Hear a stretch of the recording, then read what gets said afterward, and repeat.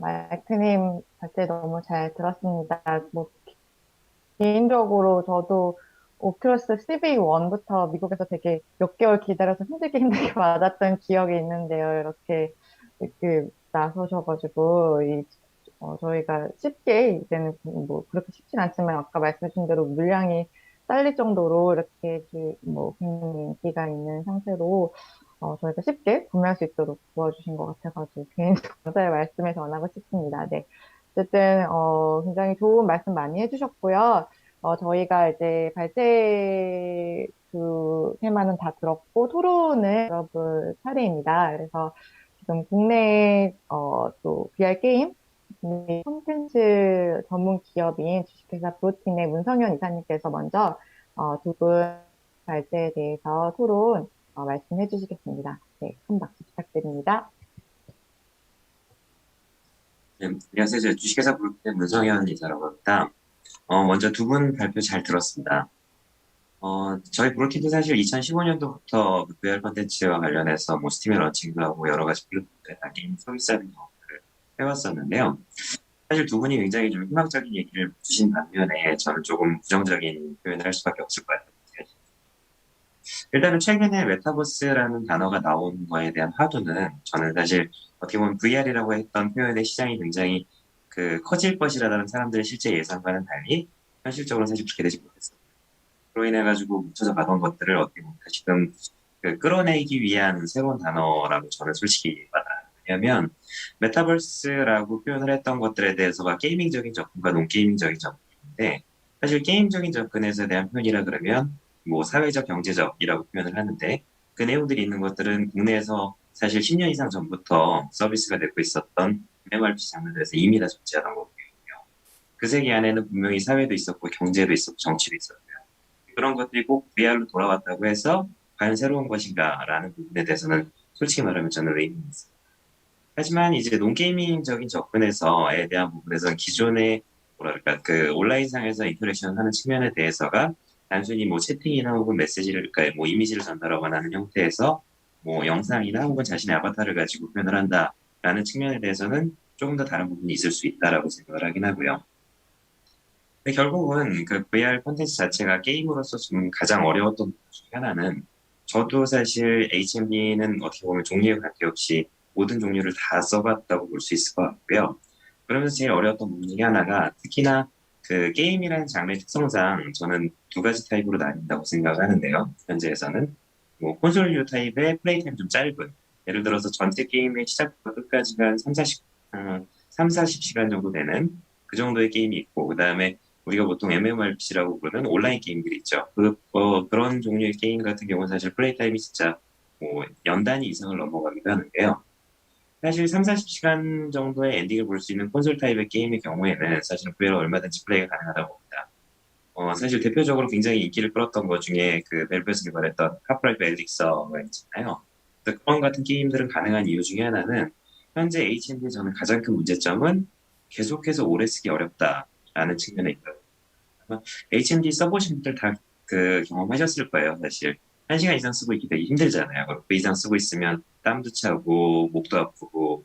근데 게임이라는 것 자체가 특히나 온라인 게임으로 넘어가게 되면 그 속에서 이제 사회나 경제가 정말 존재를 하려면 플레이 타임이 진짜 일정 이상 시간이 돼야 되는데 하루에 보통 적게는 두세 시간에서 많으면 진짜 대여섯 시간 이상씩도 하던 게 바로 그 MMORPG라는 장르였거든요. 근데 그게 정말로 메타버스의 다음 세대로 그 VR이라는 환경, 그러니까 VR을 꼭 HMD만으로 한정할 수는 없겠습니다만 현재 대다수가 주력으로 되는 것들이 HMD이기 때문에 HMD만으로 한다 그러면 과연 그 환경에서 하루에 네다섯 시간이나 게임을 플레이할 수 있을까라는 부분에 대해서는 사실 아직은 좀 굉장히 말씀해주신 것 중에 또 하나는 그래서 HMD가 지금 많이 발전을 했죠. 그래서 실제로 사람들이 착용을 하게, 그러니까 뭐 구매를 하고 경험을 해보는 데 있어서 저는 허들은 두 가지가 있다고 적어봤는데요. 하나는 첫 번째는 이제 구매에 관련된 허들. 그래서 기존에 최초에 나왔던 HMD들 같은 경우에 사실 가격이 굉장히 비쌌어요. 근데 HMD 가격뿐만 아니라 HMD가 뭐 한 100만 원 정도 한다 그러면 그 HMD를 가동하기 위해서 PC 플랫폼이 메인이었기 때문에 그 PC의 가격 또한 그래픽 카드의 가격까지 같이 포함해서 하면 진짜 VR 시스템 하나를 갖출 때도 거의 그 하나 기준으로도 한 3, 400만 원 이상 들어가게 만드는 그 정도의 가격이 필요했었는데 현재는 아까 그 마이크님 말씀해 주신 것처럼 오culus quest 2라는 그 스탠드얼론 HD가 나오면서 그 장비 하나만 있으면 되기 때문에 구매 그 가격 처벌은 굉장히 낮아졌죠.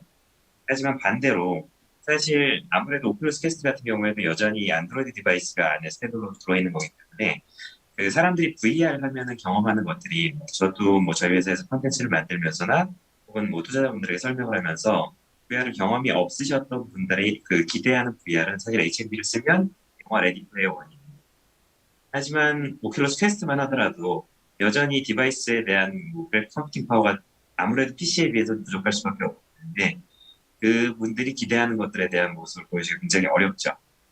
그래서 그런 한계가 있다 보니까 HMD를 쓰고 있는 부분에 있어가지고 제가 두 번째 어도로 생각하는 게 바로 사용 것들인데 아까 말씀드렸던 그러니까 오랜 시간 집중하기 어렵다라는 측면에 대한 부분이고 그렇다면 저는 그걸 해결하는 건 결국은 오랜 시간 쓸 수 있도록 하거나 무게가 더 가벼워지고 뭐 통기성도 좋아지고 해서 아니면은 오랜 시간 쓰고 있기 힘들지만 그럼에도 불구하고 쓸 수 없게끔 쓸 수밖에 없게끔 만들 수 있는 무언가의 장점이 그런 장점 중에 한 가지는 역시 마찬가지로 아까 그 마이클린 결제에서 그 내용 말씀하셨던 것 중에 입력 인터페이스가 정말로 현실과 유사하게 닮아 있어서 사람들이 정말 이걸 쓰고 보는 화면에서 눈으로 보는 시각적인 충격뿐만 아니라 나머지 감각적인 부분에 대한 충격이 있어서 되게 힘들지만 오래 쓸 수 있다라는 것까지 만들어내면 그래도 좀 가능하지 않을까 싶긴 하고요.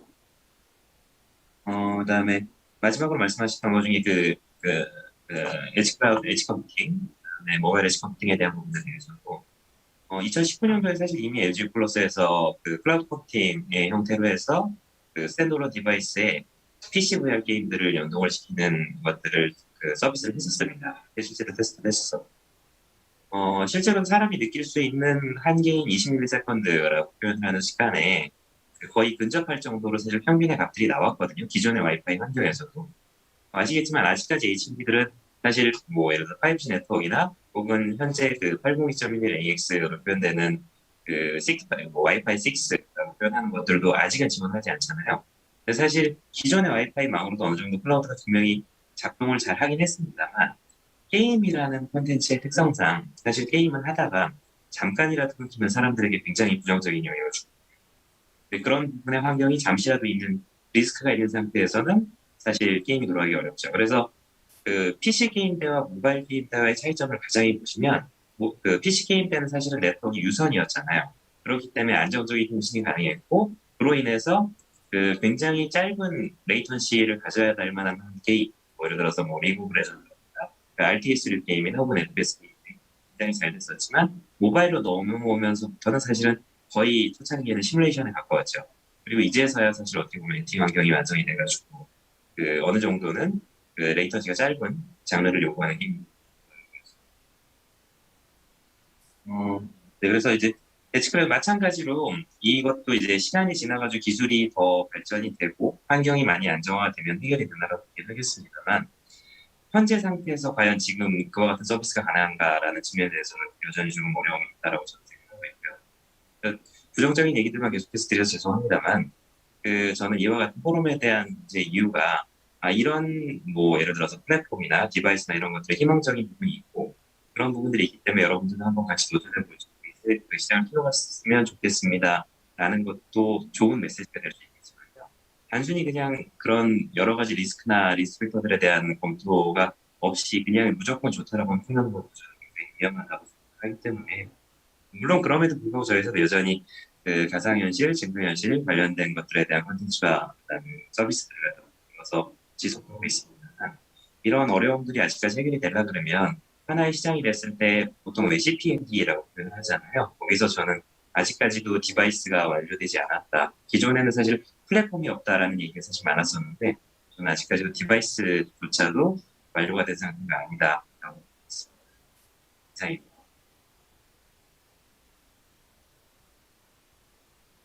아, 네. 네, 임성현 잘 이사님, 들었습니다. 네, 소론들 잘 들었습니다. 이태원 대표님 말씀해 주실 예정이신가요? 예, 일단 네. 저는 게임 개발사로 입장으로서는 지금 와 있는 하드웨어를 탓하는 거는 아니라고 생각을 해요. 어차피 저희가 하는 사업이 미래 사업이고 저희가 만드는 거에 오늘을 보고 만드는 게 아니고 내일을 보고 만드는 거기 때문에 그리고 그 환경을 갖추고 있고 이미 한국 같은 경우에 네트워크도 다 발전이 돼 있고 한국 개발자들이 정말로 온라인 게임 잘 만든다. 모든 것이 갖춰져 있는데 VR에서 오랫동안 쓰고 있기 어렵기 때문에 MMORPG 같은 온라인이 힘들 수도 있다. 고 말씀을 하셨는데 저희는 그렇기 때문에 아무도 안 해보니까는 저희가 해볼 수 있다고 생각을 하고 아무도 안 가져 아무도 생각을 안 했기 때문에 저희가 먼저 해볼 수 있는 거고 만약에 그게 통한다고 하면은 정말 좋은 거겠죠. 모든 걸 갖추고 해볼 수 있고 내일이 있다고 희망을 하는데 지금의 하드웨어 환경을 생각하면서 안 해보는 것은 콘텐츠 개발사가 할 건 아니라고 생각을 하고요. 어차피 온라인 게임이라는 거는 살아있는 라이브 게임이잖아요. 하드웨어가 발전하고 발전할수록 저희 서비스가 또 조금씩 성장하면서 계속 거기에 맞춰 나가면서 이제 좋은 콘텐츠 그리고 사람들이 즐길 수 있는 콘텐츠를 제공해 줄 수 있다고 생각을 합니다. 우리 피처폰 시절에도 보면은 뱀꼬리 잡는 게임 재밌게 했었잖아요. 어떤 환경에서도 게임이 올라가게 되면은 거기에 맞춰가지고 재미를 줄 수 있는 거에 집중을 하고 지금 제공할 수 있는 거에 집중을 하고 그리고 내일 할 수 있는 거를 같이 준비를 하는 것이 이제 콘텐츠 회사로는 맞다라고 생각을 하고 하드웨어 아직 갈 길 멀죠. 플랫폼도 아직 갈 길 멀죠. 그거를 탓하기보다는 우리는 지금 이 환경에서 이 대상들한테 무엇을 할 수 있고 어떤 재미를 줄 수 있는지 그리고 우리가 이런 환경을 갖추고 있다면 어디까지 만들 수 있는지 R&D를 해보고 계속 투자를 해보는 것이 개발사 입장으로는 낫다고 생각을 했습니다. 그래서 오래 못 쓰고 있는다? 이것도 개인 편차는 꽤 있는 것 같아요. 왜냐하면은 아까 마이클도 얘기했지만 워크룸 같은 경우에도 들어가서 제가 제 랩탑을 연결해가지고 그 속에서 더 큰 모니터로 일을 할 수가 있거든요. 거기서 저도 이제 직원분들 급여 작성도 해보고 했는데 생각보다 뭐 이제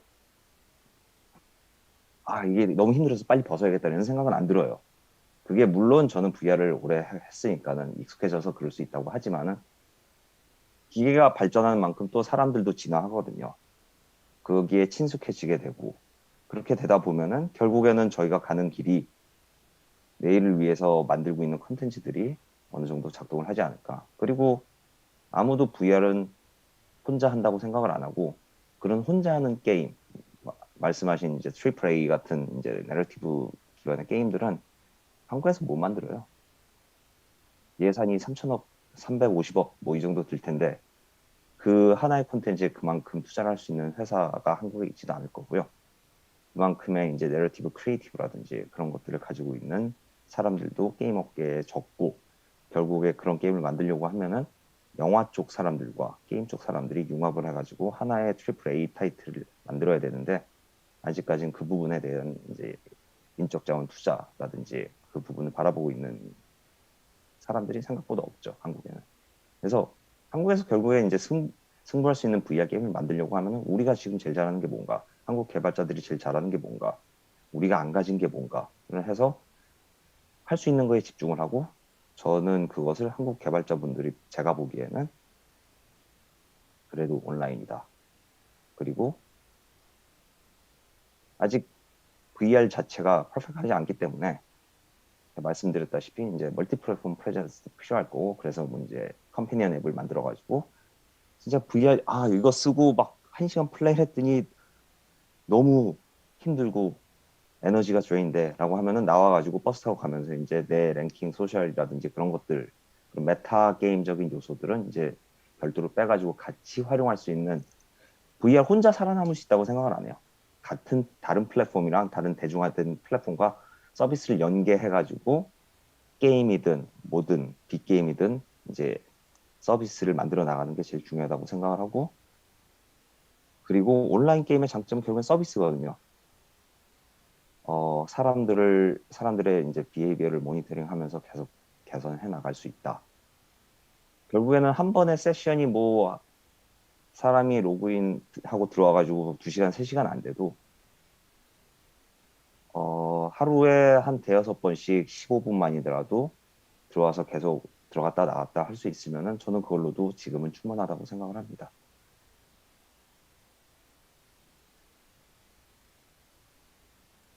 네, 답변 감사드립니다. 혹시 마이클님도 네. 말씀해 주실 거 있으실까요, 추가적으로? 네, 그 사용 시간에 대해서 먼저 말씀드리고 싶은데, 그거 틀립니다. 그냥 한마디로. 네, 현재로서 어큘러스에서 잘 사용하고 있는 게임들이 3시간 이상 해요. 그리고 그 어큘러스 링크 케이블이나 그거 이제 PC 연결하는 것보다 충전 연결하는 사람들이 꽤 많아요. 그래서 왜 충전 아니면은 무선으로 할 때 1시간 반에서 2시간 정도 사용하다가 게임 계속 하고 싶지만 이제 배터리 충전해야 돼. 그래서 생각보다 그런 충전 케이블 3m, 5m 정도 충전 케이블 어태치먼트율이 상당히 높아요. 제가 아주 정확하게 말씀드릴 순 없지만 3시간 이상 사용자들은 대부분이라고 생각하시면 돼요. 이제는. 네, 그 전에 퀘스트 2 전에 아니라고 확실한데 현재는 어떤 캐주얼 게임에서 예를 들면 되게 기본적인 유스 케이스면 예를 들면 들어와서 제가 그 캐주얼 같은 게임 예를 들면 크레이지 월드 하다가 그 친구들이랑 좀 편하게 얘기하다가 그 다음에 운동 들어가요. 그래서 예를 들면 미국에서 슈퍼내추럴 가입자 되게 많고 그 대신에 그 슈퍼내추럴 한국에서 많지는 않지만 피직스타나 슈퍼내추럴이나 빗세이버 심지어 그래서 그런 캐주얼 게임 하다가 그 다음에 그 운동하는 사람 꽤 있어요.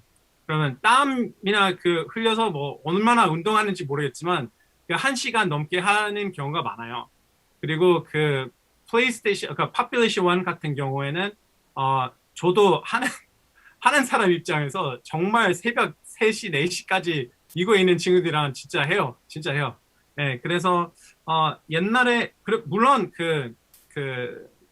물론 기계가 나아질 거예요. 기계가 더 가벼워질 거고 그러면 더 오랫동안 할 수도 있고 여전히 그 땀 흘리는 것도 문제이긴 하죠. 근데 솔직히 게임 앉아서 수시간 동안 하는 게 허리가 아픈데 대신에 VR에서 앉아서 할 수 있는 게임도 있지만 서서 할 수 있는 게임들이 허리 대신에 안 아프잖아요. 그래서 좀 서서 예를 들면 퍼퓰레이션 같은 경우에는 운동처럼 이렇게 많이 땀을 흘리진 않아요.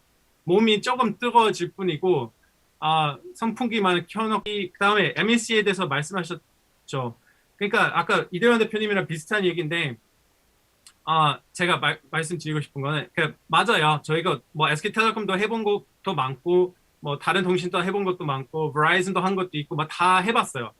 그래서 근데 과거와 미래는 좀 다르고 제가 봤을 때 그래서 한국에서 아까 이대현 대표님 말씀하신 것처럼 아직은 정말 대단한 AAA급에 투자할 좀 뭐라 하죠? 영감이 있는 VC가 못 봤어요. 그러니까 그 진짜 AAA만큼 이 환경, 이 한국에 있는 대단한 환경을 제대로 활용해서 정말 앞선적인 서비스를 만들었으면 좋겠어요, 저희도.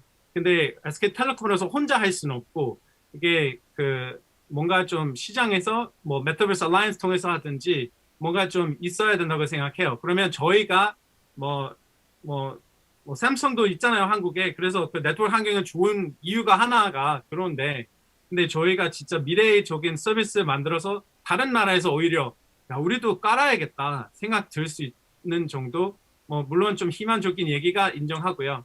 네, 그랬으면 좋겠어요. 네. 네, 답변 감사드립니다. 저희가 시간의 관계상 우선 이제 두 번째 토론자이신 김효용 교수님의 토론 말씀을 들어보고 또 나머지 질문들 받아보도록 하겠습니다. 네, 여러분 반갑습니다. 일단 오늘 픽셀리티 게임스의 이대원 대표님과 그리고 SK텔레콤의 마이클 매니저님의 발표 잘 들었습니다. 저는 지난 1차 세미나 때부터 그 분과위원장의 관점에서 본다면 계속해서 세미나를 통해서 실감 콘텐츠, 그리고 메타버스에 있어서 커스터머와의 어떤 접점에 조금씩 저희가 접근하고 있다라고 그렇게 판단되고요. 그런 점에서 본 세미나가 무척 의미 있는 시간이라고 분과위원장으로서는 또 그렇게 생각이 됩니다. 사실 실감 콘텐츠에 이어서 그 뭐 최근에 이제 부각됐다라고 볼 수 있죠.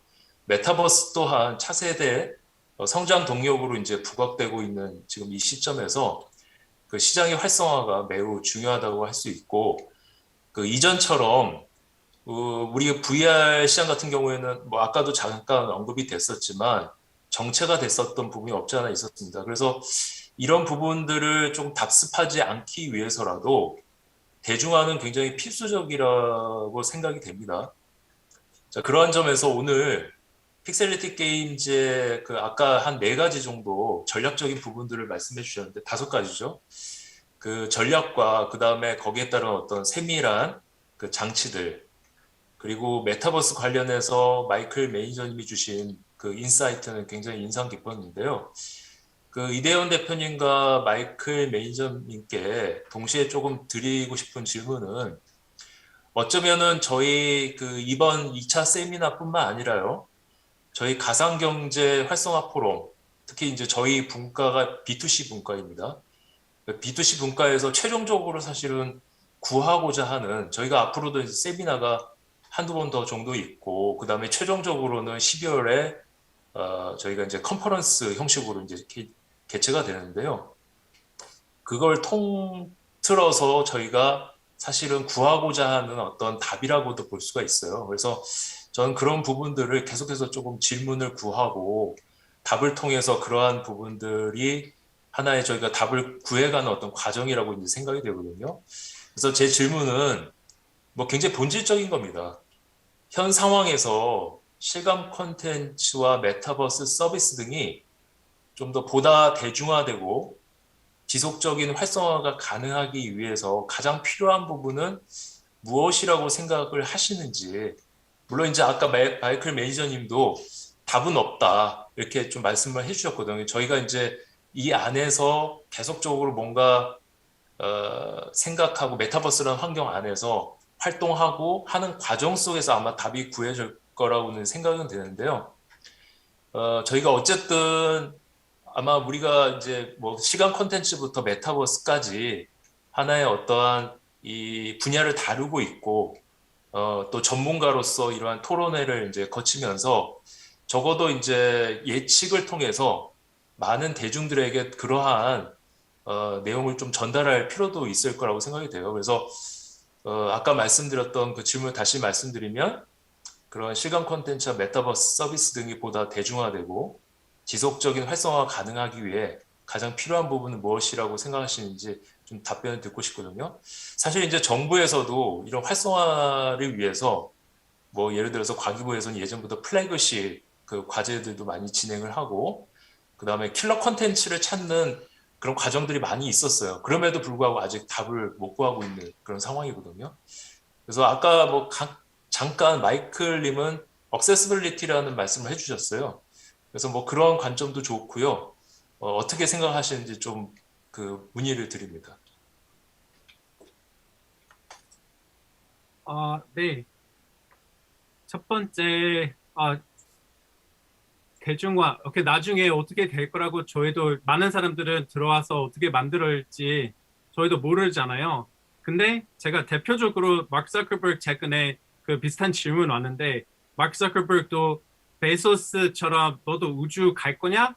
했잖아요. 물어봤는데 사람들은 마크 자커버그 답은 아니야, 나 메타버스 만들어서 우주 내 집으로 올 거야. 이렇게 답을 했어요. 비슷하게 제가 뭐 해석이 나오는데, 근데 그 비슷하게 그렇게 얘기하셨는데, 그거 제가 그런 거 오히려 빠르다고 생각한 거예요. 저희가 진짜 사이파이 테크놀로지 시장에서 일하는 사람들은 사이파이 좋아해야 좋은 서비스 만든다고 생각하는데, 그 사이파이에 궁금했던 이 우주를 건너서 여러 가지 이렇게 보는 것도 이 상상한 대로 저희가 만들 수 있을 거라고 생각해요. 그리고 뭐 이 지구 대신에 또 다른 세상, 지금 게임에 있는 여러 가지 세상을 정말 직접 경험할 수 있도록 만들 거라고 생각해요.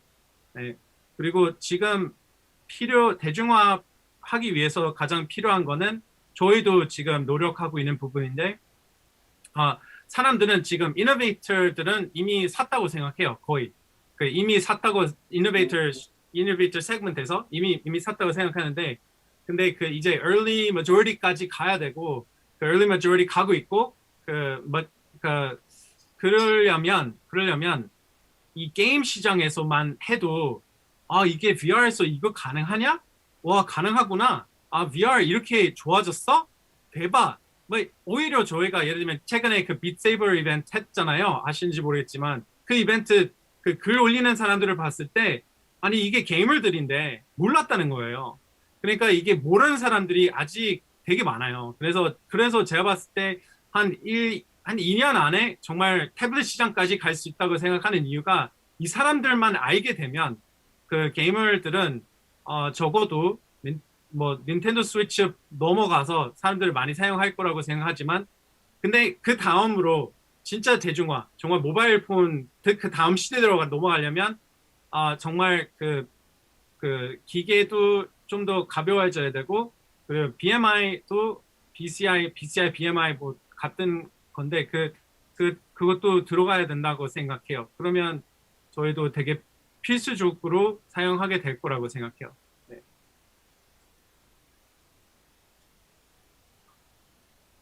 예. 교수님께서 아까 하신 말씀 중에 지난 몇 년 동안 뭐 VR이 잘 안 됐었다라고 하는데 정말로 그랬을까요? 라는 생각을 해요, 저는. 한국에 굉장히 정보가 잘못 전달되거나 아니면은 미리 VR방 등 이렇게 로케이션 베이스의 VR에 투자를 많이 하셨던 분들이 당연히 성과가 안 나오니까는 당연히 이제 VR이 안 좋은 시장이라고 생각할 수도 있어요. 근데 VR 자체는 그 사이에서도 그 시간에서도 한국 빼고는 계속 발전을 하고 있었고 그렇기 때문에 퀘스트2도 나온 거고 좋은 게임들이 나오고 있는 거고요. 한국만 약간 갈라파고스처럼 정부의 정책도 잘못된 방향으로 돈을 뿌리게 되고 그리고 그 정부 지원금을 사용하고 거기로 살아남기 위해서 많은 VR 회사들이 생기고 피보팅했었기도 했고요. 근데 또 그게 잘 안 되다 보니까는 VR이 없어진 것처럼 잘 안 된다처럼 느껴질 수도 있겠는데요. 결국에는 정보의 부족이라고 생각을 해요. VR은 한 번도 다운된 적이 없어요. 제가 보기에는. VR이 하이프 커브를 탔겠죠. 당연히. 마케팅적으로 VR이라는 단어를 회사가 쓰면은 어떤 효과가 있는지. 근데 그 약발이 다 떨어졌어. 그럼 VR 안 쓸 수도 있겠죠. 그럼 그 과정을 거치는데 오히려 저희 회사는 계속 VR을 해오면서 이제 그런 이제 냄비 근성이라고 해야 되나? 나쁘게 말하면 그런 거에 이제 피해를 할 수도 있고요. 그럼에도 불구하고 해외를 가고 해외에서 다른 사람들, 다른 컨텐츠 크리에이터를 만나고 플랫폼을 만나고 그리고 통신사를 만나다 보면은 저 보면은 VR은 계속 발전하고 있었다.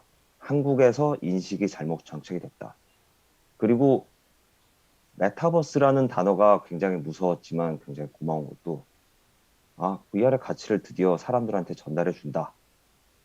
이게 VR에서 우리가 기대할 수 있는 거구나. 라는 거를 이제 알려주고 있다고 생각을 해요. 모두들 너무 VR에 일찍 투자한 사람들은 너무 빠르게 이제 성과를 바랬다고 생각을 하고요. 근데 그 시기가 또는 그 방법이 잘못됐었으니까는 한국에서는 VR이 조금 더 정보도 부족하고 인식도 안 좋아졌을 거라고 생각을 해요.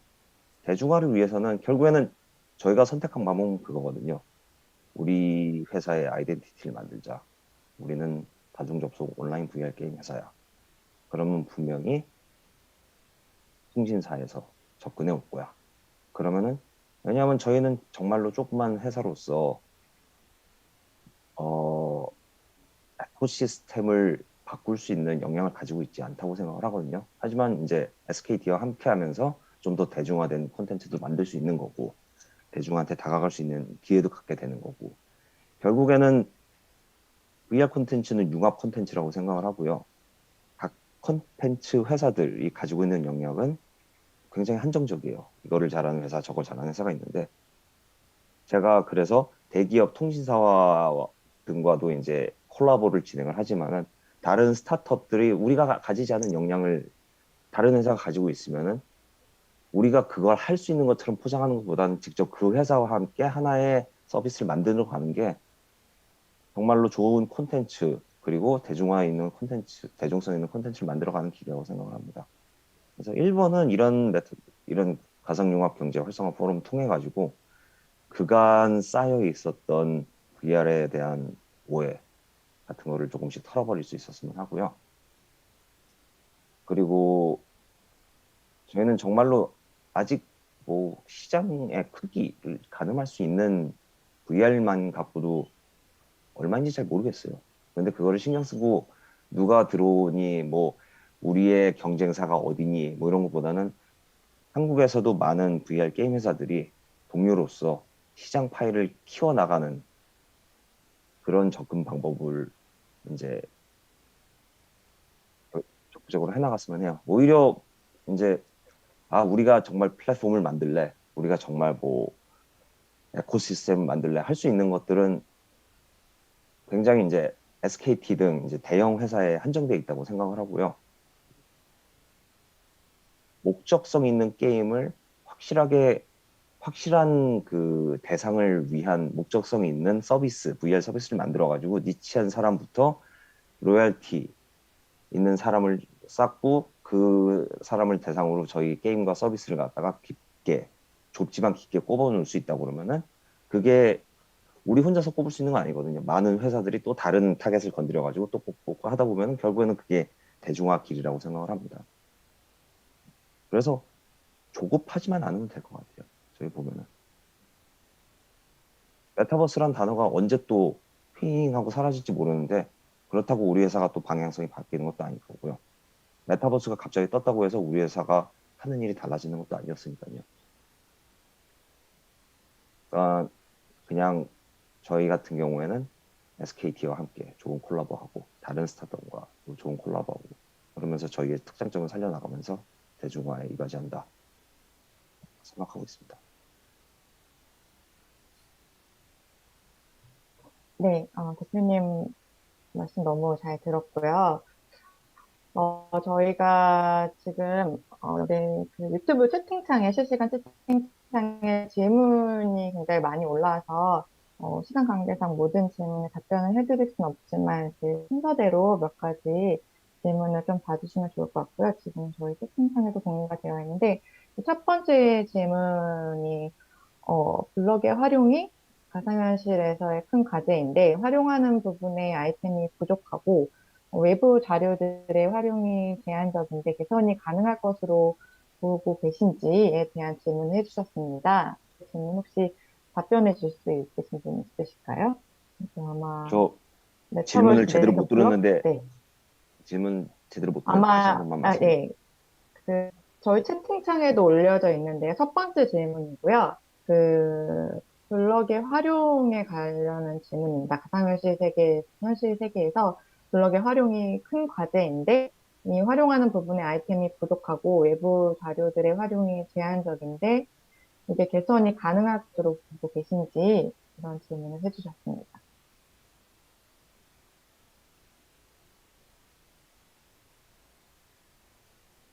혹시 답변해 주실 수 있으실까요?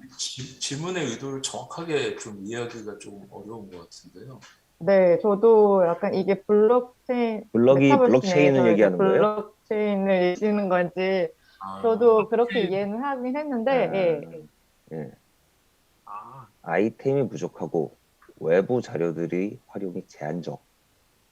제가, 음, 저희 회사도 초반에 이제 블록체인 막 뜬다고 할 때 이제 많은 VR 전문가들이 갑자기 블록체인 전문가들로 둔갑을 해가지고 이제 블록체인 얘기를 많이 했었거든요. 결국에는 이제 저희가 만드는 가상 공간에 조그만 놀이터에서 경제 활동이 생기죠. 사람들이 게임을 하고 어치먼트를 가지고 리워드를 가지면서 이제 그 가상 커런시가 우리 그 게임만의 가상 커런시가 인플로우가 생기고 그 사람들이 게임 내에서 소진할 수 있는 이제 아웃플로우 소진처들이 생기거든요. 블록체인을 엮는다. 나중에 엮으면 돼요. 우리가 굳이 블록체인 직접 만들 필요 있는 것도 아니고요. 우리가 블록체인 회사도 아니고 그러면은 결국에는 저희 서비스가 성공을 해야지 블록체인 엮을 수 있는 거고. 근데 지금까지 그런 케이스가 별로 없다 보니까는 그리고 결국에는 블록체인을 가지고 게임이든 가상 공간에서든 넌 게임이든 뭔가를 사고 팔 수 있는 그런 게 일어나려면 일단 서비스가 성공적으로 트래픽이 일어나야 되고 그러면은 이제 목적성 있는 사람들 예를 들어서 게임을 하는 사람들이라면 게임 아이템 사러 들어오겠죠. 그 사람들이 이제 모여 있고 그 사람들의 니즈가 파악이 돼야지 뭘 팔지 알게 되고 그러면은 저희는 저희 이제 게임 내에서 게임 경제가 돌아갈 거고 그 게임 경제가 정말로 월시하다면은 그때 정말로 블록체인을 붙일 수 있는 시점이 다가오지 않을까 해요. 저희도 저희 개발 총괄이 블록체인에 대해서 굉장히 박식하고 거기에 연결에 대해서도 굉장히 많은 관심을 가지고 있고요. 하지만은 게임을 활성화시키는 게 우선이죠. 뭐 블록체인 기반 게임이다 해가지고 이 게임을 하면 블록체인에 뭐 코인을 받을 수 있네요. 이거는 저희 취지랑 맞지 않고 일단 게임으로서의 아이덴티티와 정체감으로서 그리고 유저한테 재미를 줌으로써 경제가 생기고 그 경제에서 사고 팔고 왔다 갔다 하는 모습이 생기면은 블록체인은 그때 블록체인 전문 회사와 함께 붙이는 작업은 간단하다고 생각합니다. 어, 저도 잘 이해하는지 모르겠지만 저도 이게 블록체인 메타버스 게임들이 생기긴 해요. 그 디센트럴랜드나 또 다른 장표 있었는데 그거 뺐어요. 네, 지금 딱 생각 나오는 게 디센트럴랜드인데 그것도 액세스 필리핀 게임인데요. 네. 근데 anyway 그 액세스 까먹었는데 액세스 모식이 있는데 그 블록체인에서 게임 시장에서 활용하려고 하긴 해요. 근데 그 블록체인 가치가 제가 봤을 때는 attribution이에요. 그래서 아까 그 장표에서 보시면 attribution 역할을 하는데 그거 이제 메타버스에 attribution 해야 되는 에셋들이 많아질 거예요. 그래서 당연히 나중에 블록체인도 필요할 수도 있어요. 근데 이대원 대표님이 말씀하신 대로 우선 뭘 보는지 그래서 예를 들면 디센트럴라이즈 물론 처음부터 블록체인 활용하겠죠. 예. 근데 픽셀리티 입장에서 블록체인 나중에 사용할 수는 있다. 이렇게 생각하겠죠. 그래서 시작점 좀 봐야 될 것 같은데 회사마다 다를 것 같고 네. 답이 되는지 모르겠어요. 네, 충분히 해주신 것 같습니다. 감사합니다. 또 다른 질문 중에서요. 이거는 사실 발제하시면서 답변이 많이 된 부분인 것 같긴 한데 이 서비스가 커지려면 기존의 이제 SNS와 연동이 되어야 된다고 생각을 하는데 여기에 대한 가능성은 어떻게 생각하시는지에 대한 질문이 있었어요. 네, 이거는 뭐 아까도 말씀해 주셨지만 뭐 부가적으로 해주실 수 있으신 답변이 있으실지요? 네, 저는 100% 돼야 된다고 생각을 하고요. 옛날에 제가 2016년도에 다른 회사에서 VR 게임을 만들고 있을 때 이제 오큘러스랑 만나서 처음 한 얘기가 그거였어요. 저희는 온라인 게임 만들 거다 VR에서. 근데 페이스북 싱글 사인온 하게 해달라라고 했는데 그때까지만 해도 오큘러스는 그게 돼? 잠깐만. 알아보고 연락 줄게 하고 연락을 받은 게 우리가 아직 오큘러스 아이디 따로 있고 페이스북 아이디 따로 있는데 페이스북 싱글 사인온 하면은 막진 않을게 열심히 해봐 였거든요. 결국에는 대중화 되려고 하면은 어떤 소셜 미디어 회원이든 지금 카카오 인증으로 모든 것을 해결하듯이 VR에서도 당연히 그게 해결이 돼야 된다고 생각을 하고요. 제가 첫 번째 만들었던 게임이 이제 글로벌 크로스 플랫폼 서비스를 했다고 했잖아요. 그때 썼던 로그인이 구글 데이드림, 오큘러스, 샤오미, 피코 해가지고 다 다른 플랫폼에서 이제 싱글 사인온을 해가지고 같은 서버에서 만나서 플레이를 하게 하는 거였거든요. 지금 모바일에서는 당연한 거고 그것도 VR도 당연히 올 거라고 생각을 하고 이제 만약 그게 되면은 조금 더 수월하게 이제 대중화에 다가갈 수 있을 거라고 생각을 합니다. 그리고 그 저희는 진행을 하고 있고요. 그 오큘러스에서 생각보다 당연히 중요하고요. 오큘러스에서 생각보다 간단해졌어요. 근데 모든 게임 뭐 아직 오류가 생기긴 하지만 그 심지어 저희 아들 저희한테 보여준 기능인데 그 캐스팅할 때 핸드폰으로 캐스팅할 때 그거 촬영이 돼요. 그럼 휴대폰으로 어차피 촬영되고 저장되니까 그 영상을 바로 SNS 마음대로 올리면 돼요. 네. 네, 말씀 주신 것처럼 아마 무한한 또 가능성이 있을 거라고 생각이 들고요. 다 긍정적으로 보고 계신 것 같습니다. 또 다른 질문은 이제 글로벌 서비스를 위해서 이 비언어적 소통 방식을 만듦에 있어 플랫포머와 컨텐츠 개발사 각 관점이 어떤지 궁금하다고 질문해 주셨습니다.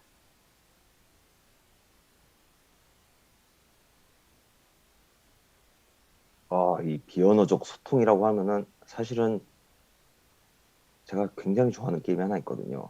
그 LA 베이스에 있는 스카이 칠드런 라이트라는 게임이 있어요. 다중 접속 모바일 게임인데 최근에 스위치에도 나오고.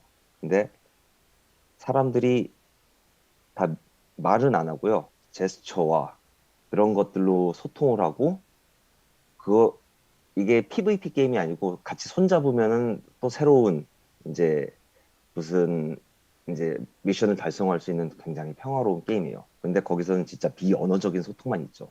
근데 그거를 정말로 한다라고 하면 이제 게임 디자이너가 천재여야 되는 게 맞는 것 같고요. 그럼에도 불구하고 저희는 비언어적 소통이다. 결국에는 이제 게임 내에서 NPC가 하는 말들은 결국에는 자막 처리가 될 테고 그러면은 사람들이 보게 되고 그럼 다른 나라 사람들과 만나면은 어떻게 소통을 하나? 저희 같은 경우에는 크레이지 월드 같은 경우는 펜을 지어줬어요. 펜을 지어주면서 막 이렇게 그냥 가상 공간에 서로 그려요. 그러면서 이제 감정을 표현하거나 또는 이제 프리셋된 이제 감정 표현들 그리고 또 표현 이런 애니메이션들을 갖다가 표출하면서 사실은 그 게임을 약간이라도 조금씩 벤치마킹하면서 정말로 그 게임의 제가 아까 말씀드린 그 게임의 목적은 표현을 리워드로 받는 거거든요. 그 플레임을 하면 할수록 다른 사람들한테 소통을 할 수 있는 그 제스처들을 갖다가 계속 리워드로 받게 되는데요. 저희는 그런 걸 갖다가 애니메이션 쪽으로 이제 해결을 하면서 조금씩 조금씩 사람들이 말을 안 해도 마치 야구에서 벤치에서 이제 타자들한테 또는 투수들한테 감독들이 사인을 하듯이 결국에는 언어라는 게 소통의 저는 한 6, 70% 이하라고 생각을 해요. 대부분 사람들이 눈을 보고 표정을 보고 그리고 손을 보고 정말로 이 사람의 참뜻을 알 수 있다고 생각을 하는데요. 그 부분을 조금씩 이제 더 정밀하게 VR 세계에서 구현할 수 있다고 그러면은 사실은 어느 정도 해결된 문제가 되지 않을까. 그리고 이미 많은 PC 게임 글로벌에서 해보면은 이제 말이 안 통해도 어떻게든 같이 하거든요. 그게 이게 결국에는 이제 같은 목적을 가지고 게임에 들어왔으니까는 우리가 뭘 해야 될지 알기 때문에 언어 없이도 소통이 될 수 있다라는 생각을 하고 있습니다. 그리고 그거를 이제 애니메이션 기반으로는 이제 VR에서 조금 더 잘 표현해 줄 수 있지 않을까라고 생각을 하는 거고. 네. 혹시 마이크님도 해주시죠. 네. 제가 봤을 때도 소통할 때 50% 이상 비언어 소통이죠. 일반 그냥 현실 세상에서도. 그래서 게임 뭐 VR 말고도 다른 게임도 그런 되게 중요한 UX 포인트 하나이고요. 그 VR에서 아직은 뭐 게임마다 좀 다르니까 확실히 답이 없지만 뭐 FPS에서 파퓰레이션 되게 대표적으로 잘 되어 있는 것 같고 ifland도 여러 가지 되게 재미있는 시도하려고 해요. 저희가 지금 ifland도 모바일 서비스에서 여러 가지 감정을 표현할 수 있는 기능이 있는데 그 VR에서 어떻게 제가 아직 출시 안 됐지만 써본 적이 있어서 그거 이제 어떻게 잘 밀합할 수 있는 뭐 방안을 잡고 있어요. 그래서 한번 봐야 될 것 같고, 그래서 여러 가지 그 게임 그 서비스 그 서비스의 목적 형태 그거 이제 맞춰서 잘 만들어야 되죠. 예. 확실히 답이 없어요. 그냥 만들어야 되죠. 예. 네. 네. 저는 아까 마이클님이 말씀해 주셨던 것 중에 이제 뭐 브레인 인터페이스나 약간 햅틱 인터페이스들이 지속적으로 굉장히 많이 발전이 되고 있는데 근데 맞아요. 그런 것들이 아직 메타버스 안에는 안 되는 것 같아요. 콘텐츠 안에. 근데 그런 것들이 조금 더 적극적으로 적용이 된다면 조금 더 자연스럽고 또 이제 이런 비언어적인 소통도 훨씬 더 다양해지고 또 자유로워지지 않을까라는 생각을 좀 하고 있습니다. 네, 되고 있어요. 그래서 그 얼굴도 지금 워크룸 퀘스트 2 수준이라도 다음 기계들은 더 고도화 될 거예요. 근데 현재 이게 얼굴 페이셜 익스프레션 잘 잡혀요. 네, 그 이대원 대표님이랑 여러 번 이렇게 같이 대화했는데 그 아바타 형태로. 근데 그것도 이제 생각보다 미소 지을 때 미소 잘 표현이 되고 놀라운 표정도 잘 되고 그래서 이 부족한 기기에서도 이 facial expression 잘 캡처 되긴 돼요.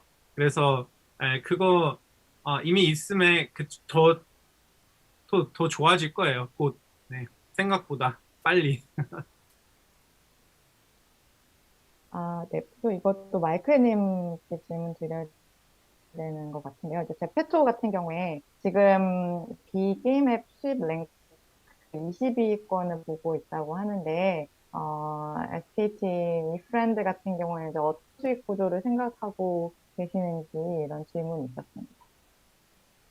20위 언제 잡았는지도 궁금한데 그 부킹 네. 모델로 수입 잡을 거예요. 그 뭐 구찌 등등 그런 그러니까 한꺼번에 돈 들어오는 건데 제가 봤을 때, 그러니까 이플랜드 사업 담당 아니니까 제가 뭐라고 하긴 어렵지만 그 부킹 형태로 안 가려고 해요. 제가 봤을 때. 그래서 담당자 아니니까 제가 확실히 답을 드리긴 어렵고 하지만 저 페토 수익 모델 자체가 지금 부킹 모델이면 그거보다 좀 더, 예, 뭐라 하죠? 뭐 저희 회사 계속 구독형 계속 가려고 하니까 그런 식으로 가지 않을까 싶어요. 네. 네. 답변 감사드립니다. 또, 게임 이야기를 하자면 국내에서는 패키지를 구매하는 비즈니스 모델보다 이 부분 유료화 모델이 우선시 되다 보니 한계가 있지 않나 싶습니다. 이런 걸 바꿀 수 있는 인식 전환이 더 중요하지 않나 싶습니다. 그런 맥락에서 요즘 구독 경제를 기반으로 넷플릭스처럼 이제 클라우드 게임 비즈니스 플랫폼이 뜨고 있는데 VR에서도 이런 형태가 나올 가능성이 있지 않을까요? 라는 질문을 해주셨어요. 한국에 아직 없지만 슈퍼내추럴이라는 서비스가 엄청 인기 많아요. 그 구독형 서비스예요. 그래서 될 거라는 건 아니고 이미 됐다고 생각하시면 되고 저희가 어떻게 그거 이제 활용할지 서비스 크리에이터 들어서 네, 대표님께서 예, 저희가 IR 덱을 보여드리면은 하이브리드 비즈니스 모델이라고 돼 있어요. 저는 이게 뭐 패키지니 아니면 부분유료 모델이니 이게 한계라고 생각한 게 아니고요. 오히려 저는 기회라고 생각을 하거든요. 아까 제 발표 자료에서도 조그맣게 그 수익화 로드맵 하면서 이렇게 나와 있었는데요. 그 자체가 결국에는 하이브리드 비즈니스 모델이에요. 하이브리드 비즈니스 모델이라는 게 어떻게 보면은 그냥 플레이스테이션 생각을 해보면은 패키지로 $60 주고 게임을 사잖아요. 근데 네트워크 서비스를 6개월 구독을 같이 해야지 멀티플레이를 할 수가 있어요. 그러면서 게임을 하다 보면은 애드온이 나오면 그것도 또 사야 돼요. 결국에는 부분 유료화와 패키징을 이제 잘 믹스해가지고 쓰고 있는 것들이 이제 플레이스테이션 같은 콘솔 게임이라고 생각을 하고 있고요. 콘솔 게임 쪽에서 네트워크 게임을 갖다가 적극적으로 밀면서 사실은 콘솔 이제 플랫폼에 그런 새로운 비즈니스 모델이 열렸다고 생각을 합니다. 그리고 VR은 당연히 그 길로 가야 된다고 생각을 하고요. 저희는 사실 크레이지 월드 맨 처음에 개발할 때 유료화로 가자. 근데 넥슨은 유료화 게임을 잘 만들지 않으니까 일단 부분 유료화로 하자. 그러다가 다시 오큘러스에서 우리 아직 부분 유료화 좀 일러. 그냥 유료 게임으로 만들어. 해가지고 방향을 여러 번 바꾸긴 했는데요. 저희가 그걸 할 수 있었던 이유가 저희 게임 자체에 어떤 방법으로든 수익을 뽑을 수 있는 노드를 다 뽑아놨어요. 그러니까 패키지를 일단 판매할 수 있고요.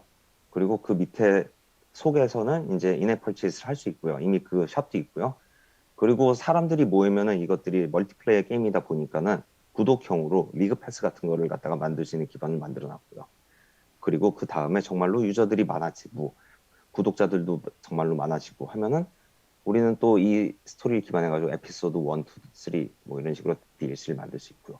그 사람들이 또 모이면은 결국에는 관전자들 모든 사람들이 VR을 다 한다고 생각을 안 하니까 저는 아까 멀티 플랫폼 프레젠스를 말씀드렸잖아요. 다른 플랫폼에서 볼 수 있고 다른 플랫폼에서도 우리 게임에 관여할 수 있는 그런 방법을 만든다고 하면은 그 사람들 기반으로 그리고 그 트래픽을 기반으로 광고를 한다든지 또는 그 다른 방법으로 그 플레이에 참여하는 사람들한테 또 이제 수익화를 노린다든지 그런 방법으로 하고 있고요. 결국에는 한계는 없다고 생각을 해요. 저희는 제일 중요한 건 데이터를 보면서 우리 게임이 어떻게 돈을 버는 게 제일 효과적일지 아직 모르는 거거든요. 서비스를 장기적으로 보면서 데이터를 보고, 우리 게임에는 이런 상품이 더 많이 잘 팔리는구나. 이런 형태의 패키징이 더 좋구나. 이런 것들을 발견해 가면서 모두 다 시도해 볼 수 있도록 지금 설계를 다 깔아놓은 상태입니다. 네, 답변 감사드립니다. 저희가 이제 시간 관계상 질문은 여기까지 받도록 하고요. 뭐 추가적인 질문 사항 있으신 분들께서는 또 저희 포럼 사무국이나 발제자 분들께 연락을 해주셔도 좋을 것 같습니다. 이제 마무리하는 의미에서 오늘 발제해주신 발제자 토론자분들 마지막 한 말씀씩 해주시면 감사드리겠습니다. 예. 일단 제 부족한 발표 들어주셔서 감사하고요. 제가 원래 워낙 아침형 인간이 아니나 보니까는 아까 발표를 할 때, 굉장히 두뇌가 느리더라고요. 단어도 영어로 먼저 나오고, 한국말로 나중에 나오고, 막 이런 이상한 상태가 있었는데요. 렉 걸렸다고 생각해 주시고요. 그래도 저는 제가 제 관점에서 보는 이제 메타버스는 말은 잘 못했어도 설명은 그래도 열심히 표현을 했다고 생각을 하고 있습니다. 그래서 즐거운 토론이었고요. 그리고 다음에도 또 이런 기회 있으면은 저희도 더 준비해가지고 이제 또 다시 한번 만나뵐 수 있으면 좋겠습니다. 감사합니다. 네, 감사합니다. 전혀 그렇게 안 느껴졌는데요. 그러면 다음에 조금 오후 시간에 뵀을 때 얼마나 더 좋은 말씀을 들을 수 있을지 기대해 보겠습니다. 네, 다음 마이클님, 네, 마지막 말씀 그냥 감사드리겠습니다. 네, 저도 서투르고 부족한데 감사합니다. 들어주셔서.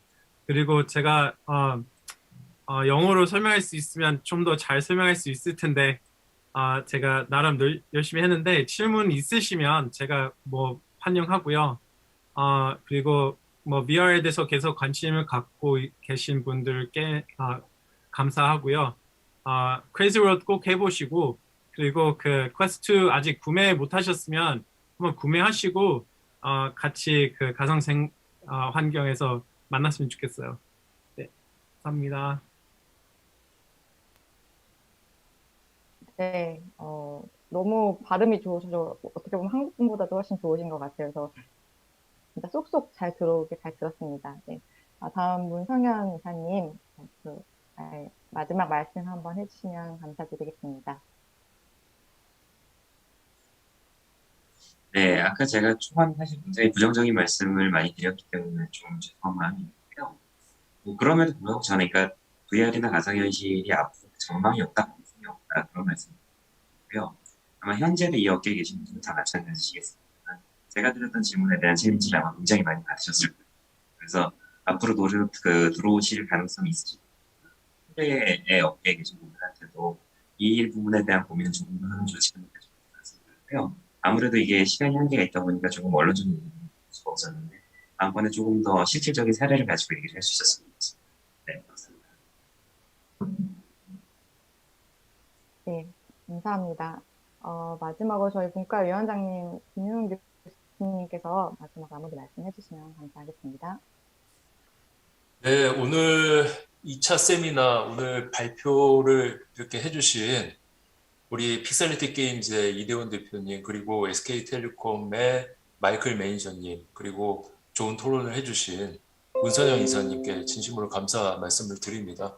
아까도 말씀을 드렸고, 우리가 사실 이제 본질에 대한 제가 질문도 드렸는데, 그 해답은 사실은 우리가 오늘 뭐 그런 해답을 내린다면 더 이상 세미나가 필요 없겠죠. 그리고, 우리가 지금 이와 같은 과정 속에서 다들 사실 모르고 있거나 아니면은 또 각자의 또 이견들도 분명히 있을 거예요. 근데 아까 말씀드렸던 것과 같은 맥락에서 본다면 이게 우리가 같은 통일된 의견을 갖고 있다면 뭐 사실 이러한 포럼이나 토론도 또 필요가 없을 겁니다. 각자의 이견이나 뭐 이런 것들이 결과적으로는 맞춰 나가면서 최종적으로 우리가 원하는 그런 답에 뭐 100%라는 건 없죠. 조금씩 이렇게 접근해 나가서 더 좋은 어떠한 우리 가상경제 그 활성화 포럼이거든요. 가상경제 융합경제 활성화 포럼인 것처럼 그런 밑단에 이제 가상경제라는 것이 크게 깔려 있고 그 위에 VR, 뭐 AR, 실감 콘텐츠, 메타버스 이름은 달라지지만 어쨌든 우리가 생각하는 그 큰 어떤 개념은 계속해서 아마 지속되리라고 생각이 되고요.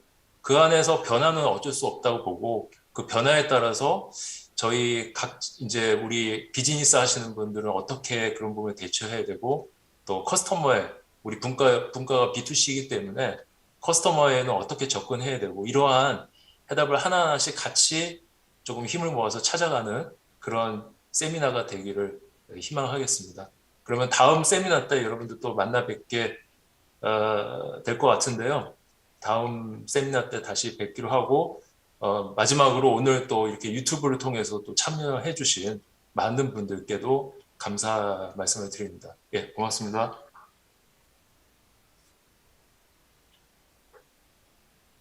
네, 말씀 감사드립니다. 오늘 긴 시간 동안 또 이렇게 귀한 시간을 너무 감사드리고, 아까 저도 너무 좋은 말씀을 많이 들어서 이제 몇 가지 생각나는 것들이 있더라고요. 이제 사실 저희는 지금 이미 발제하시는 분들 그렇고 토론하는 분도 이미 나이가 어느 정도 많지 않습니까? 그렇기 때문에 사실 저희가 이제 준비하는 다음 세대는 저희 아이들 세대인 것 같아요. 그래서 아이들 같은 경우에는 사실 이게 무겁든 간에 이게 불편하든 간에 한번 그 세계에 빠져서 또 상호작용하고 즐기다 보면 굉장히 거리낌 없이 또 경계 없이 다가갈 수 있는 분야인 것 같습니다. 그리고 또 시대의 흐름상도 지금 뭐 이렇게 코로나 시대이기도 하고 아이들도 바쁘고 그렇기 때문에 그 온라인 공간 안에서 메타버스 안에서 상호작용하고 이런 것들이 그들에게 뭔가 더 도움이 되는 환경이기도 한 것 같고요. 그래서 저희가 이제 그런 또 미래에 자라는 아이들을 위해서도 또 좋은 이런 메타버스 공간을 만들고 또 콘텐츠를 만들어주는 것들이 또 저희 크리에이터들, 뭐 플랫폼을 만드시는 분들, 또 저희 전문가들이 해야 되는 일이라고 생각이 듭니다. 네, 긴 시간 함께 해주셔서 너무 감사드리고요. 또 이렇게 다시 좋은 의견을 나눌 수 있는 시간을 조만간에 가질 예정이니까 그때도 많이 참석 부탁드립니다. 오늘 감사합니다. 네, 고생 많으셨습니다. 수고하셨습니다. 수고하셨습니다.